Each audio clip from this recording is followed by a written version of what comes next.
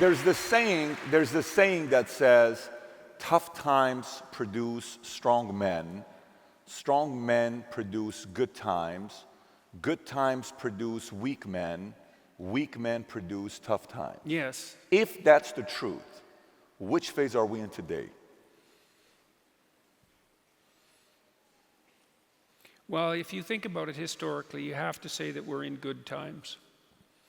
I mean, that doesn't mean everything about the current times are good, and of course life is always tenuous and difficult, but it's 1919. If you go back 100 years ago, imagine what the last 5 years would have been like, right? The entire world was encapsulated in a terrible war. The trench warfare was absolutely brutal, and that was a 5-year period, and then that was followed by the Spanish influenza, which killed 120 million people, and so I'd rather be here now than there then by a substantial margin. And I think life is never easy, even under relatively positive conditions. But I would say that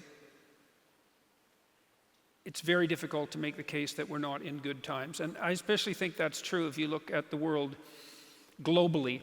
The American working class, and maybe the Western working class in general, paid a very large price for enriching the rest of the world.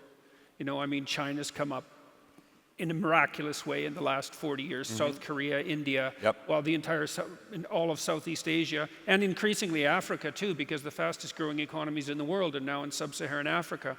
And that's produced a tremendous competition for working class people in the West. But speaking on a global level, there's never been a better time for the majority of people to be alive. And the future, although we're vulnerable and terrible things can always happen to us, it's hard to make a case that the future doesn't look comparatively positive.